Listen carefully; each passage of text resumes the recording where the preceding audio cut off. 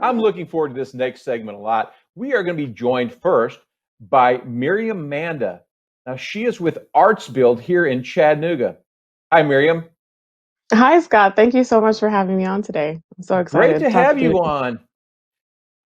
I've learned, so we chatted beforehand. I've learned so much about your organization. Tell me in a nutshell, what is ArtsBuild? What do you do? Yeah, so ArtsBuild, we're a local nonprofit, and our mission is stronger community through supporting the arts. And one major way we do that is through our providing funding through our grants to local organizations that provide educational initiatives and arts programs for local Chattanoogans. And you provided over $500,000 worth of grants to 21 different organizations. That's phenomenal. I mean, there is definitely an art culture here in Chattanooga, isn't there?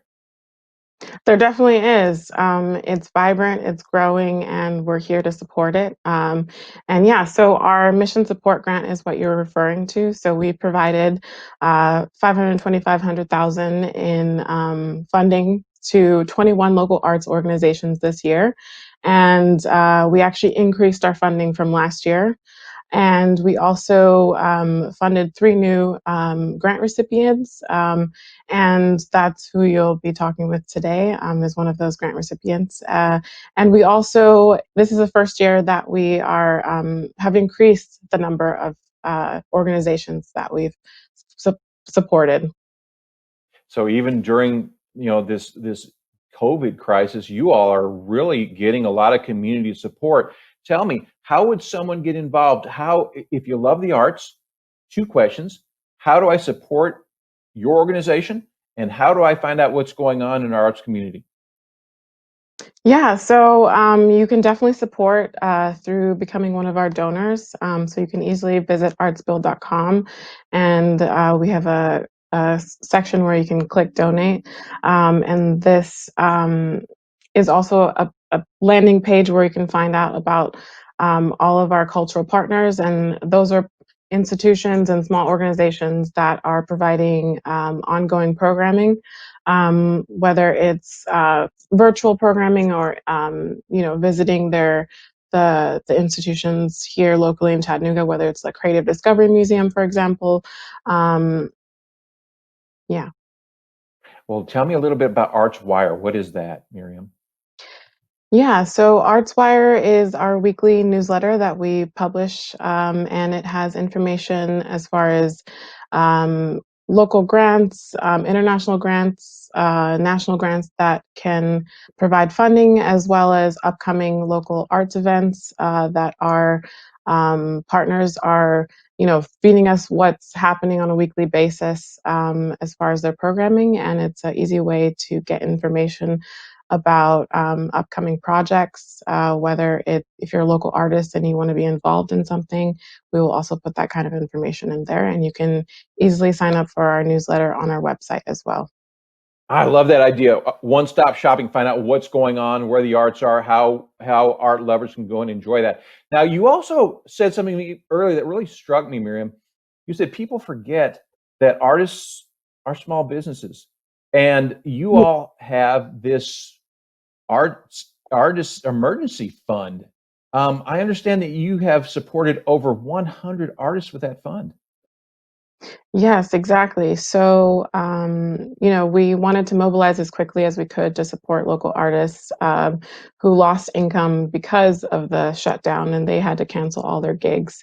And as I said, they're part of our, local economy. They support us, and we wanted to provide, funding for them as well. We've been focused on small businesses, and they are, like you said, they are small businesses in themselves, and they also make our community vibrant through the programs that they produce here.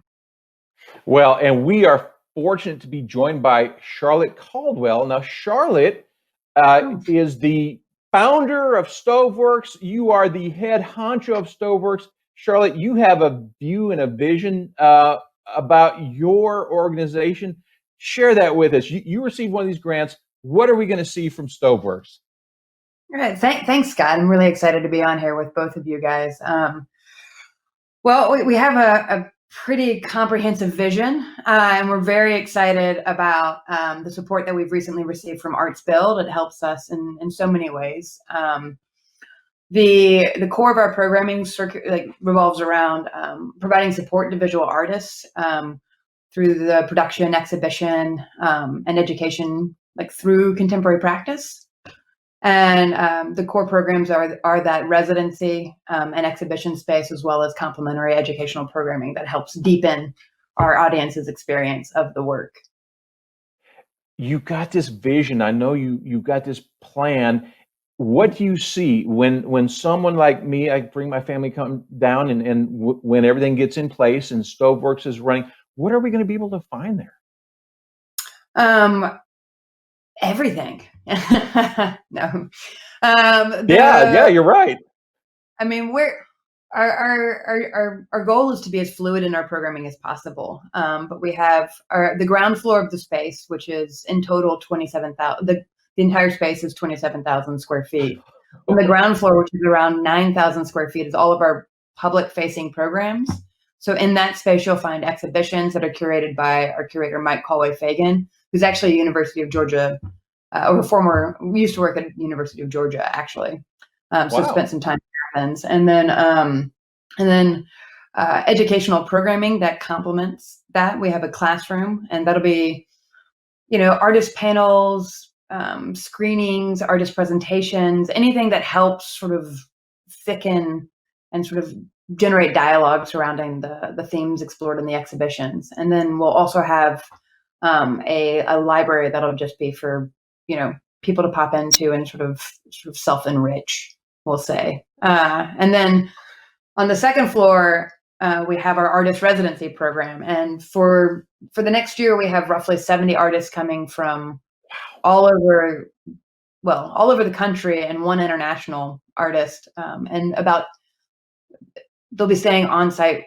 10 to 13 will be staying on site any given month. And so it'll be sort of a frequent turnover of artists and residents that are largely emerging in their career. Where'd you come up? I've got to ask. I mean, this is a phenomenal idea. What's the genesis of this of Stoveworks plan? I've been working in the nonprofit arts field, specific to sort of smaller contemporary exhibition spaces and programming. So Stoveworks is really sort of the synthesis of 10 years of those experiences, largely based in an organization called No Longer Empty that I worked for in New York City, and then my time as an artist residency director in a small organization called Wasaic Project, which is just outside of New York City by about 2 hours. So I'm bringing all of the ideas from those experiences and sort of like wrapping them up in a nice, pretty package and calling it Stoveworks. Chattanooga has so many amazing things. Okay, so let me ask you this, and I hope this isn't too juvenile or elementary. My 7-year-old and I are fascinated with Bob Ross, and we actually bought the Bob Ross kit. We do the Bob Ross paintings. I'm not good at it. My 7-year-old's better than I am. It's phenomenal. But for the kid, the parent that has a kid that wants to get involved in the arts, are there going to be classes? Or is there going to be a chance for them to sit down and touch, feel, create at Stoveworks? Yeah, we'll have a range of educational programming that complements the exhibition, that satisfies, not just, adults and sort of young adults, but also children. So we will have monthly children/family workshops that tie in directly with some of the materials being addressed in the exhibition. So it'll be very responsive. It's not going to be just painting. It might be, collage, but as it attaches to sort of the way we think about the environment around us. Yeah. So you were telling me earlier, it sounds like you said you're kind of edgy. It's art, but art with a meaning, right? I mean, to me, all art has meaning to the creator, I would think. But you have a specific vision, art with a meaning. Tell me a little bit about that. Yeah, I mean, we really want to position art as a vehicle for like larger conversations about the things that are happening in the world around us, right? I mean, in so many ways, we're limited to to sort of processing the events of our lives through words and through like media outlets, like your wonderful media outlet, which we're so Thank again you. thankful for, Scott. Um, but it's basically just creating another vehicle for which we can explore the issues that affect us daily, right? We've Yes. had exhibitions that have dealt with sort of imagined and real borders, which is what you're seeing right now, from an exhibition called Fluctuating Meridians. And we've had exhibitions that have sort of used art to look at sort of issues in the environment, and our relationship to it. So it's not just about our relationship to the object, but the what that object means and the sort of the signifiers that it carries, and how we can navigate it with each other and become better for it. That's pretty deep. I'm gonna have to think on that one. Sorry. Tell me, Charlotte, how do I'm just a lawyer. I don't think in those big terms, but I'm going to work on it. Charlotte, tell me, how do I find out more, and how do people find out more, support your organization? Where do we go? The best avenue for continued awareness about our programming is through our website. You can sign up for a newsletter, which we send out probably about twice a month, and and that'll update you on upcoming exhibitions and opportunities for artists, as well as programming. And then also, as far as terms of support, we've actually got a really exciting fundraiser that we're launching right now called the Up for Grabs Naming Rights Campaign, which is we're naming basically everything that we possibly can. So from $10 to 1,000, you can put your name on a thing, whether it's a spoon or a fire extinguisher or a ring. Yeah. I love that. Well, let's bring Miriam back in. Ladies, I got to tell you, I really have learned a lot today, and I know that our viewers will as well. We have a vibrant arts community. We just need to get the word out, and I think that you ladies are both doing a lot to help us with that. I want to thank you for your time today. Do this for me. You got an event coming up, something you want to share? We'll have you on anytime. You both Oh, have great. been very informative and wonderful, and we'd like to continue to support you in any way we can. Thank you. Definitely. And I appreciate I'd like to um, also let you know that we also have another grant program that we recently launched called our Community Cultural Connections Grant. And it's on a rolling basis, and you can apply for up to $2,000 worth of funding for projects or programs that use the arts to make the community a better place. So I encourage you to visit our website and also check that out as well. Thank you. Thank you. Thank you. And thank you, ladies, for your time. I appreciate you both very much. Thank you, Thank you. Scott. Have a great day. Thanks, Scott. All right, time for more real talk from a personal injury trial lawyer with 26 years of experience. Cameras are ubiquitous. You see them on every corner. You see them in a lot of businesses. But not every accident is captured with a camera, and that could very well help your case. I'm a big proponent of dashboard cameras, or dash cams, and that's why I am giving away this week a dash cam.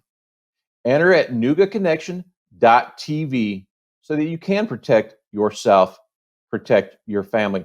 Look, let me give you a few stories. First of all, I got a call from a client, or a potential client, elderly gentleman, got into an accident at 1 a.m., ran into a tree. The officer said he fell asleep. This gentleman said, "No, I didn't. I was run off the road." He has no evidence of that. A dashboard cam would have shown that and would have given him a case where he could recover for his serious injuries. Had another situation where a car tried to stage an accident. The car in front of my client stopped short and said my client hit him.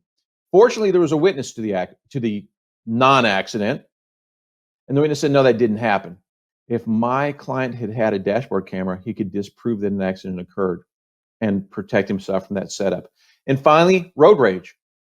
A dash cam might reduce your risk of becoming the victim of road rage if someone knows they're captured on camera, but it also might make sure that we act our best, right? I mean, we're less likely to maybe tailgate somebody or brake check somebody or flip somebody off Or if we've got a teenage driver, young driver driving our car, maybe it'll keep them in check as well.